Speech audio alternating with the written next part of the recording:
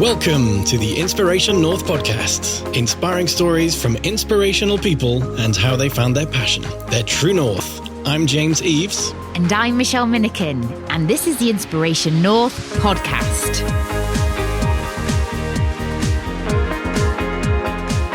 Today's episode, Everyone Can Be Happy and Brilliant at Work, with Becca Brighty. We talk about how doing a coaching qualification was transformational, how we all need to stop, reflect, and take in what we're doing in life, and studying psychology as her dad wouldn't fund a photography degree. Becca is a business psychologist and coach. She helps driven professionals to understand their purpose, achieve their potential, and live successful and balanced lives. She strongly believes that everyone can and should be happy and brilliant at work. It's just a matter of them understanding and playing to their strengths and finding the right environment. Becca has collected many qualifications over the years: a degree in psychology, master's degree in organisational psychology, several psychometric testing qualifications, a postgraduate certificate in business and personal coaching, etc.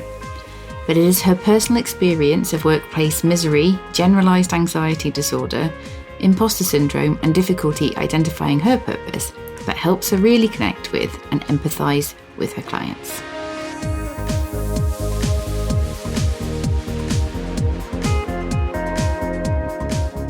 Good morning to you, Becca. How are you today? Morning, James. I'm good. How are you? We are very well, thank you. Got our exercise in for the day, so... Oh, do you both go together? Yes. Well, I go to...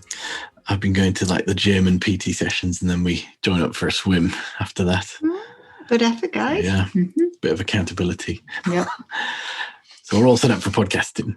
So our first question, as usual, when you were little, did you know what you wanted to be when you grew up? So kind of ish. So whenever my dad, he always like laughs at me still about this, would ask me what I wanted to be when I was little, I used to say I wanted to be an expert. And then he would be like, oh, what do you want to be an expert in? And I was like, I don't care. I just want to be an expert. So that was one thing. But I have always been quite envious of people who are like, from like when they're 3 years old, they're like, I want to be a policeman. And then they become a policeman. Like, I think that would be really, really nice. So I wouldn't say I am an expert, but I've a lot of knowledge in one area now. So I think I have followed that path. Oh, well, it's funny you should say that, because I was on a webinar recently and the lady described an expert as the person with the most knowledge in a typical room. Oh, there you go. Well, I'm on my own in this room. So in this room, I am an expert. Exactly. In so many things. Cool. So how did you go about figuring out what kind of expert you wanted to be? So I don't know if figuring out is the right description for what happened, but I went to uni to do psychology because that was my A-level that I liked the most. And also my dad said he wouldn't fund me to go and do a photography degree. So I know, what a terrible parenting. But so I went to do psychology. I really, really liked it. And then I graduated with a first and there was like, people are just going to be offering me jobs left, right, and centre. And then I couldn't get a job. So then I ended up, because it was when the crash, I graduated in 2008. And so then I did lots of sales jobs and I kept moving from one sales job to the next, being like, oh, I just don't really care about mobile phones. Oh, I just don't really care about banking. I didn't really fit in with the people. Oh, I didn't really like the boss. And then eventually I realised, maybe I don't like selling. And luckily at a similar time, my dad's girlfriend at the time, she was an educational psychologist, and she said to my dad, oh, well, like Becca loves psychology. There's this area of psychology called organisational psychology. It's all about psychology in the workplace. Maybe she would think that was good. So then I looked, in Northumbria uni had a course on it. And then I looked at the course and it was like one of those light bulb moments where you're like, oh my goodness, this is everything about this is absolutely, totally so interesting. And it's at Northumbria uni and I love Northumbria uni. And so then I applied to do that, and I loved that. And then I took a bit of a different approach. I was like super focused on getting a good grade in my first time at uni, and then the second time at uni I was more like, I'm just going to say yes to all different things. So I became like the course rep, and I was like Monica, you know, in Monica and Friends, where she's like, me.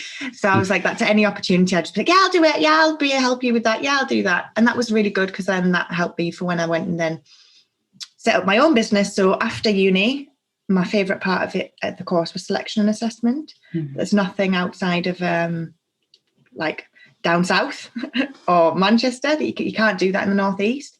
I really wanted to do it, so then I set up my own business. And then I found out that through running my own business, the thing I liked the best about my business was coaching. Mm-hmm. Then I went and qualified, did a coaching course that was amazing and life-changing. And then now I am a coach. Ta-da. Great. So thank you ever so much for joining us today, Becca, on the Inspiration North podcast. I know we said that you've got half an hour to talk, but you've managed to talk for 4 minutes. What? Was that not enough? Should we go to the quickfire round now? You did tell me to be precise. I know. I love it. So I've got a question. I aim to please. I'm a people pleaser is one of my problems. So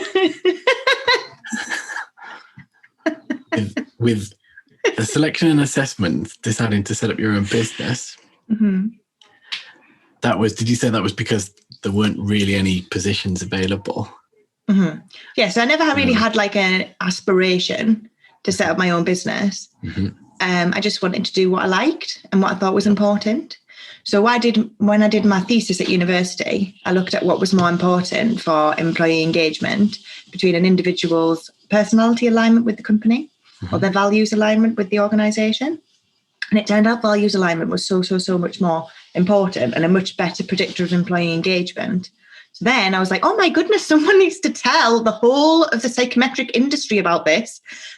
This is very, very important information I've stumbled across, because all companies test for personality.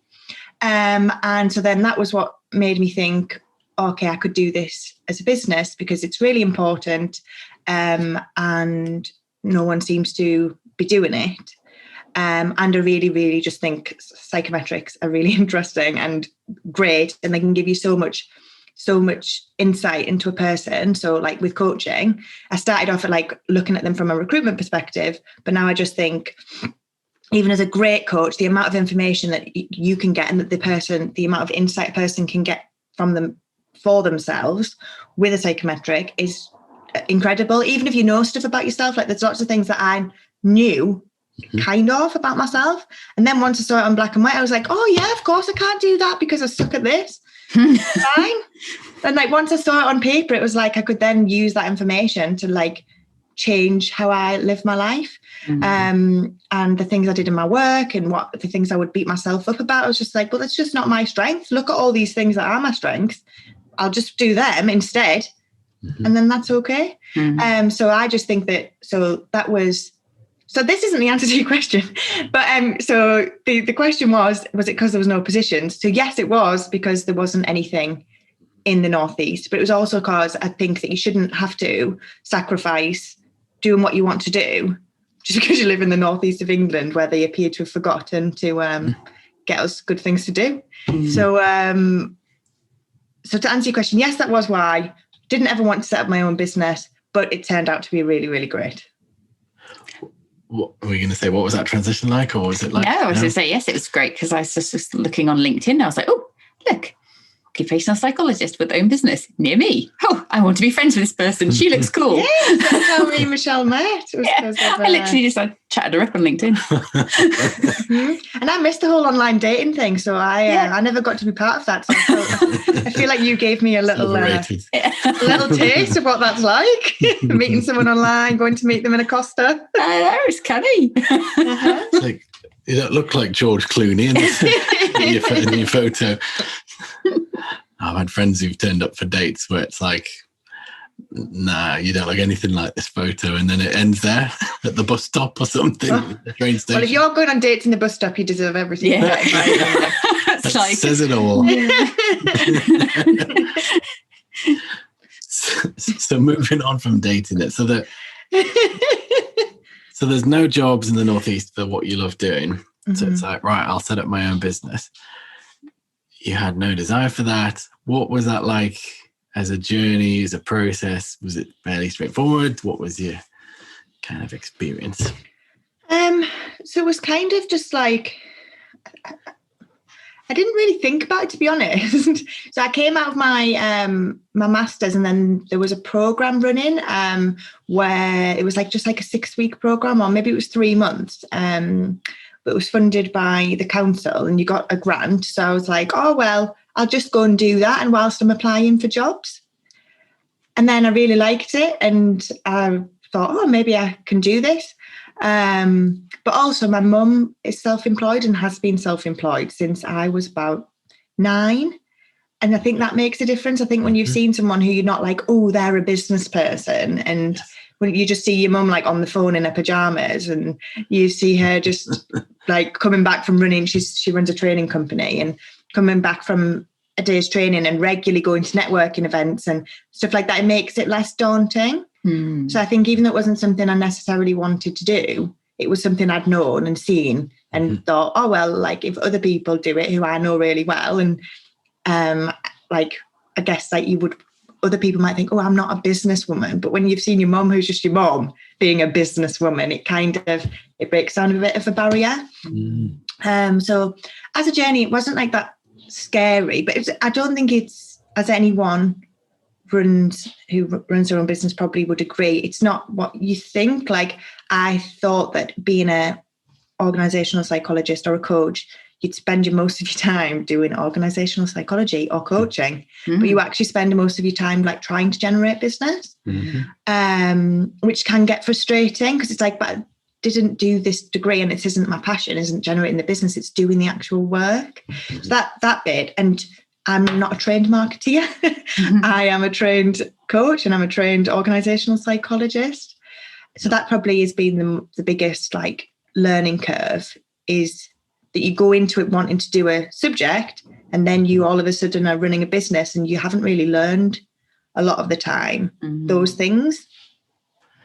Yes, we talk about it all the time with Wendy and her Psychology Practice Accelerator, that we just don't get. It's almost not even thought about through school, really. It prepares you for work and jobs ish, but not necessarily running your own business or how to make money or and it is crazy. Like, I think it's like weird that I would be able to name all of Henry VIII's wives, but I don't know like how to file my own taxes. So like, that's really like Henry VIII and his wives, isn't that useful for my life? Or even just stuff like I don't know how to change a car tire, like things like that. I do think that there's stuff that is useful for life that you should really learn at school. Motor shop, that would be fun. Bike wheel? Great options, yeah. So instead of your options of, you can either take, Becca, history or geography for this particular unit, it can be practical skills, DIY practical skills, or changing a light bulb, rewiring a socket, or I mean, I don't know about the health and safety of having like 13-year-olds rewiring sockets, but but useful things. Yes. I would choose that option. I could see many letters coming back from parents to the head teacher saying, I don't know what you're teaching them, but the TV has been de-wired. My new Dyson no longer works. The toaster's just blown up. Can you stop teaching them about rewiring plugs? Becca will be taking history again next term. Yes. So what was it about being in the workplace that just was not you? So I don't know necessarily if it was being in the workplace, or if it was just I wasn't in the right job or the right workplace. But But I don't really feel like, I never have really felt like in any of the companies I've worked for that I've loved going to work. And I do think that that's a bit sad, because I know lots of people who like, they love their colleagues and they love going to work. And I think that I could provide a lot of value for an organisation, but that I was never really like nurtured in the right way, or the people who I was working with, the companies, they didn't have that mindset of like, well, she's not good at, maybe not as good at this, but how can we get the best out of her? So that's one of the things I often talk about with like the businesses I work with, is like, how can you get the best out of people? You don't need to like hire everyone with like straight A's or whatever. They're not necessarily going to do the best work. How can you get people to like play to their strengths? Because I think, and also with coaching clients, like I think people can be a lot of time focused on their weaknesses. And it's just like, well, you could put like, I don't know, 100 units of energy into improving one of your weaknesses, and you'll improve a tiny bit. You could put that same energy into improving one of your strengths or playing to one of your strengths. You would have a massive, massive, massive impact. And so instead of us always having this thing as individuals and as organizations of, right, you know, like, okay, let's do your appraisal, right? Well, this was good and this was good, but this wasn't very good. So how are you going to improve this? And as people thinking, oh, well, I did this presentation and 50 minutes of it was really good, but there was 10 minutes and that happened and this happened. Think, oh, I did 50 minutes of that was awesome and I'm good at this and that, rather than I'm bad at this and that. And so I think I was maybe just, I don't think I was unlucky. I think this is just the case in general. And I think it's a normal human reaction to focus on negatives. But that didn't really ever work anywhere where I got to use my strengths. Yeah. So you mentioned your coaching course being transformational. Why was that? So I was already coaching before I did the course, but I did it kind of just for confidence, to be like, I am a real coach now. I'm not just pretending.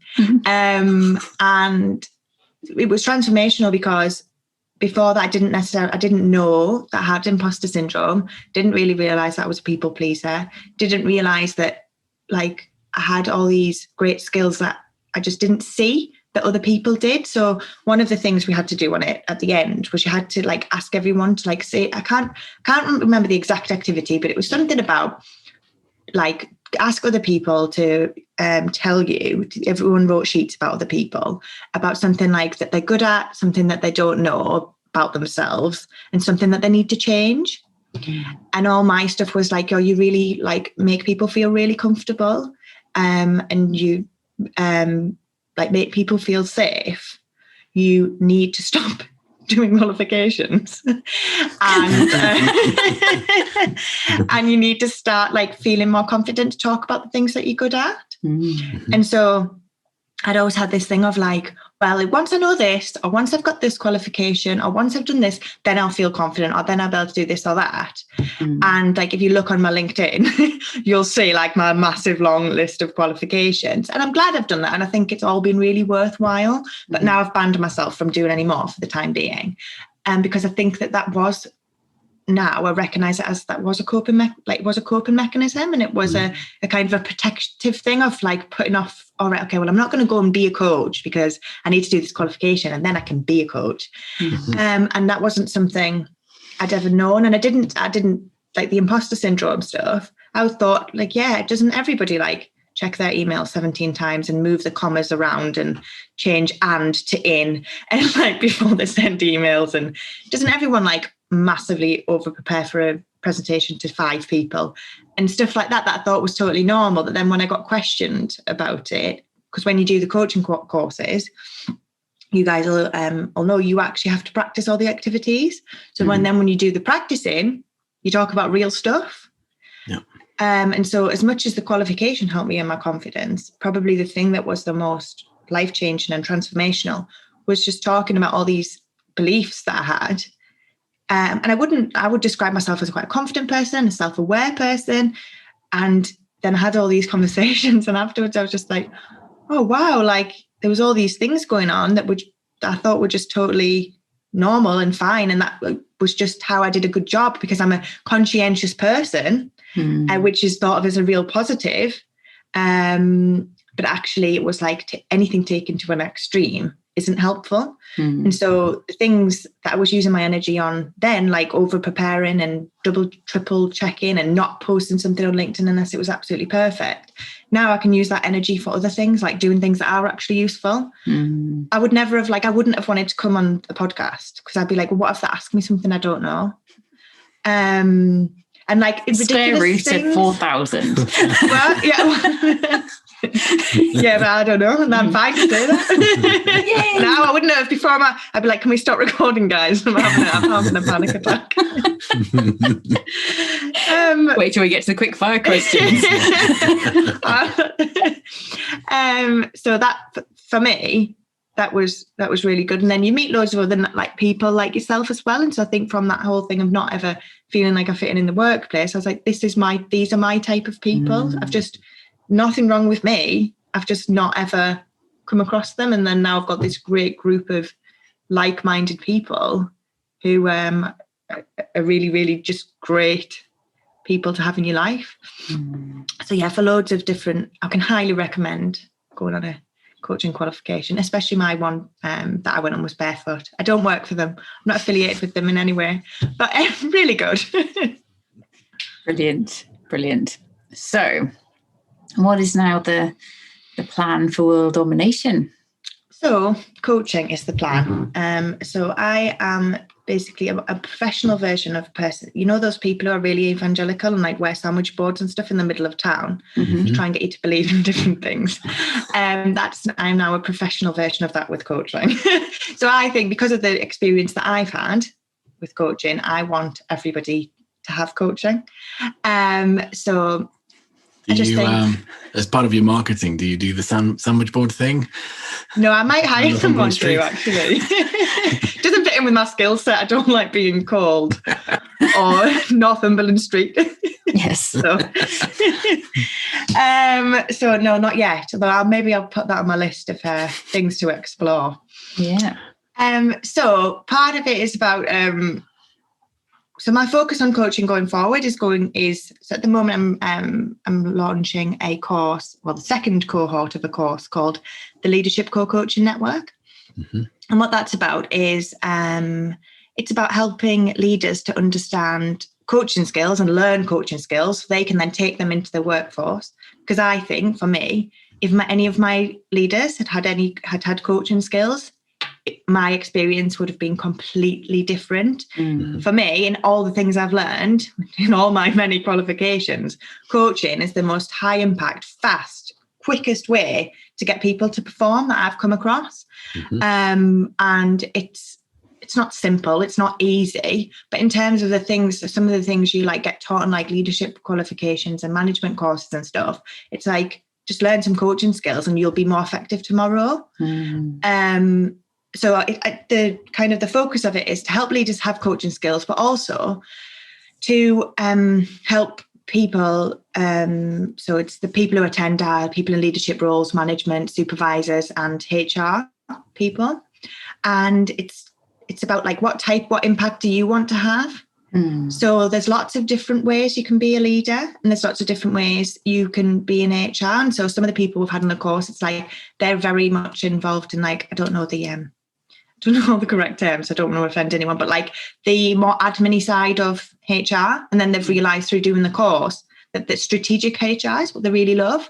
And that they spend a lot of time doing like the policies and the procedures, but the people is where their strengths lie, and that's why they got into HR. And so then they're changing their focus a bit. And so it's for people probably who feel like they've got so much potential and they enjoy their jobs kind of, but they've got more to give, and but they don't necessarily know how. And so for me, I think coaching is a great way to work out for you. It's kind of like what the people who've been on the course and what the people who'll come on the next course will experience is that journey of learning coaching skills yourself. But then when you're doing the practice, you get those life-changing moments and those realizations of what you should be doing and what your values are and what your strengths are and where you should be focusing.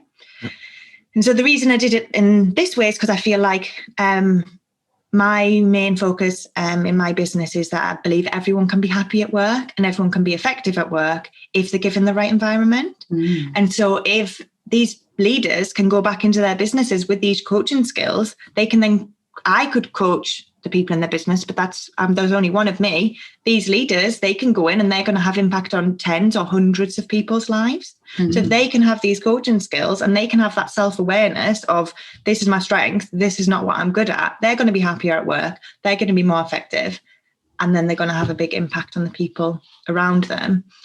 Because I just don't think there's any reason for it to be spending 40 hours a week of your life being miserable in your workplace, then the time in the morning dreading it, and then time when you come home on the after work feeling tired, dreading going back to work. There's just no reason for that to happen. Like, I think that everybody in the world can, if they're in the right situation, be happy at work, and that should be something that everyone is striving for. It, like people who own businesses. Why would you, if you could have a happy workforce, why was that not something you would want? And why do we think it's normal as a society, a whole world society, that you would just be miserable for 40 hours a week? Like that isn't something, like, people who are happy at work, I would say, are like, oh no, I like my job. It's as if it's like a surprising thing. But it's like, well, why is that the case? That's madness. Or it's almost, culturally, it's almost, you're not supposed to like work. So it's a bitch fest. It's like, oh, I've got work tomorrow, I hate it. But it pays the bills, it keeps the kids fed and watered, and I'm retired in 10 years. But exactly. It doesn't have to be like that. No, it's crazy. And like, you need to feed kids. And I take great pride in the fact my daughter eats every day. Well, you could do that whilst also being happy. And you're probably going to be better at it and be more effective at work if you are actually doing something you like. And a parent as well. Well, that's it. Definitely. If you're happy at work, you've got more energy for being a better parent, partner. You can get involved in more activities outside of work. So, amen. Yeah. Now, I definitely think if everybody was happy at work, there'd be like less road rage, less crime, like just less everything that's bad. I really don't think that you could find anything that, if people are just going about their lives being really happy and not stressed when they go to work, that wouldn't be improved. Like your health, everything just needs to happen. Absolutely. So you're sending lots of positive ripples out into the world. Trying, yeah, and everyone should get involved in trying to do this. Trying to. But it's ridiculous how hard it is to try and, like, it's just a cultural thing, isn't it? Of we just don't like going to work. It's like what you've got to do. So how do you change your whole world view on work? Well, you're looking at the rates of new businesses since the pandemic. There's so fewer barriers to setting up on your own now. So I think there will be a bit of a tipping point at some point with organisations when they're like, all the good people are leaving to be experts. See what I did there? And we all need all this stuff doing, and now we're going to have to pay them as contractors or freelancers. So how do we keep the people we've got? How do we keep them happy? I think there'll definitely be a tipping point, and I don't think it's far away, because we're not finite resources of talented humans. No, well, that will be good if that happens. Because another thing is like mothers. Like, I think most mothers that I speak to, when they go back to work, they like don't feel confident. They feel a bit nervous. They're like, how do I know how to do my job? And my job, or for people who love their careers, my career was everything, but then I gave birth to this human and I just can't believe how much I love it. And it doesn't really do that much, but I want to be around it all the time. It sucks all my energy, has no crack. but I just love it so much. I don't want to go and be away from it 9 hours a day. And there doesn't seem to be that much around like helping people to re-love their jobs and to kind of have that alignment of, okay, well, we know you are, like for me, I was a different person. Like I'm a different person before I had my daughter Lily and after. And you've got to but then you're going back into a situation where you've not seen these people, you've not been in that situation for however many months. And you go back into and you're meant to just be the same person that you were, even though you've had this life-changing experience. So I think that's another thing that needs to be addressed. Yes, please. My returning to work after having my little boy was during the sort of 09-10 recession thing. And there really wasn't a job for me to do. So it was painful. Yeah. Having to go back to something when there wasn't really any work to do. And I was like, I'd rather be home with the boy with no crack, you know, yeah, exactly. watching Peppa Pig. Yeah, exactly. So, and there's all these experiences that everyone's having that no one seems to be addressing. Oh, excellent. Well, we look forward to future plans for additional world domination plans. I think that's the next thing on the horizon is mothers, because for me, even in being self-employed, it was a hard thing. And the first time, like, I found a wonderful childminder for Lily. But even still, the first, I was like, do you think it would be, because it was COVID, you weren't allowed to like go in. So I was like, do you think it would be okay if I came back after an hour and like just got her and like took her outside in the garden? And then she just like looked at me with a strange look. And I was like, no, it's okay. You can just keep her for half a day. So that was like, I had the flexibility to do that. But I just think it must be so horrible for people who are like going away for a full day, like sometimes your commute might be an hour. So what, you're going to be away from your baby for 11 hours after you've been with them every moment for the past, well, they've grown inside of you, and then you've been with them, say, for 9 months out. So 18 months you've not been without your baby for any time, then you have to be away for 11 hours. So it's just not right. A hot cup of tea. You can have a hot cup of tea. That's good. But then there could be a halfway point. Just take it to the childminder for half an hour, have a hot cup of tea, then get the baby back, and then you work up to it. But that's just a thing. I've only started thinking about this recently. About I can't wait. Yeah. Happy to chat as well. It's interesting. Share my experience with you. But yeah, it was not fun. And imagine that's the case for a lot of people. But then, so here's a hypothetical one for you. So imagine human babies were a bit more like, I don't know, you see the wildlife programs and the kids stand up.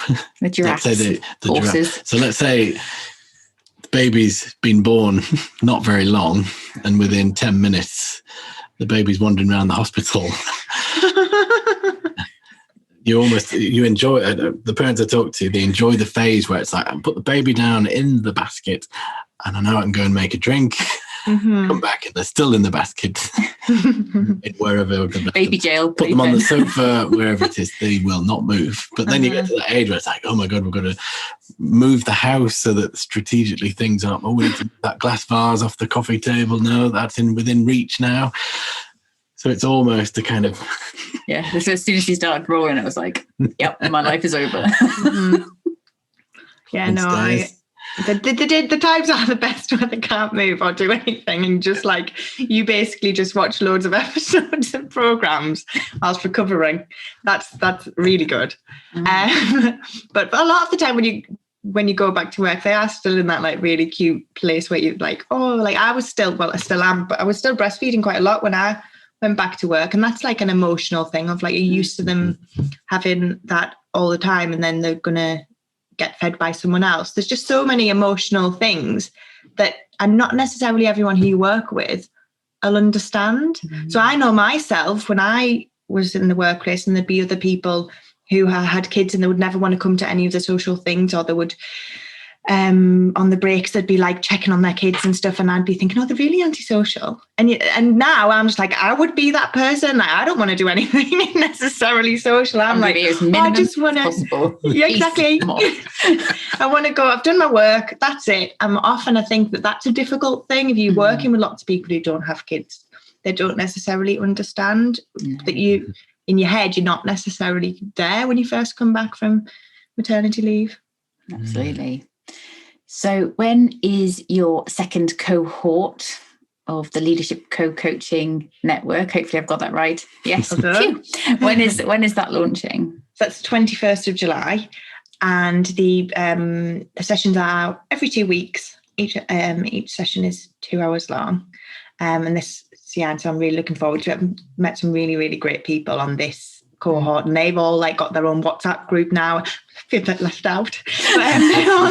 They've all like made connections between themselves as well, which is really, really great and really nice to see. And they're all now like supporting each other. So it's working out the way that I hoped that it would. That's fab. Cool. Anything else we need to know at this particular moment in time? No, not that I can think of. Awesome. Have I answered your quickfire questions? We're going to do that now. Oh, okay. I was like, they weave those in seamlessly. No, we didn't. You'll notice the difference. Okay. In an email. Yeah. There we go. Nope. So question number 1, James. You win £1 million. What's the first thing you would buy? So this is at the moment, because I'm living in all these different houses, it would probably be pay the people loads of money who are living in my house that I'm going to buy in a few months to make them move out so I could move into it. I don't know if that's... You buy a bribe, love it. Yeah. Bribe them to leave. Go stay in a hotel, we'll pay for it. Get out. Yes. I don't want to live in any more rented houses. That's my goal at the moment. For our listeners that don't see you on LinkedIn talking about all of your moves, quickly explain what's happening. So we sold our house, and then because it was still the pandemic and the Lake District is lovely, we moved to the Lake District for 3 months. Then we came back from there and then went on holiday to the Lake District for a week. Then we went to... Well, we moved all of our stuff out the Lake District house, had it stored in my mum's garage. We then went to my mum's for a week. We then went to my dad's for a week. All the stuff then got brought by removal people to the house we were meant to be renting. She'd got mixed up with the dates we were coming, so then we had to go to another house. Then we went back to the original house and with all the removals again. And then today we are now moving to another house. And then in 7 more weeks or 8 weeks, we will move to our final resting place. And that's the bit I want now. If I'm with my £1 million, but I'm not going to use all the £1 million. We could probably give them a few K and they'll move out, surely. Yeah, hopefully. Yes. Buy them a caravan. And I have loads left. Awesome. Question. Is that an acceptable answer? That is an acceptable. Very good. Yeah. There's no right or wrong. You can't be right or wrong in this. Okay. So question number 2: which decade had the best music? Well, 90s. Of course. I think it's like when you were a teenager, or when you were in that time where you're like, I love the Spice Girls, I love Maroon 5. Like, all the music that I like have an emotional connection to is from the 90s. Would you agree? You're both nodding. Good choice. Yeah. It's probably between 80s and 90s, because I think then 80s it's got even more childlike memories, like school disco. She's a bit younger than us as well. Yeah, so we were born in 79, so it's kind of that sort of late 80s was probably, there's lots of good memories of holidays and kids' birthday parties and the like.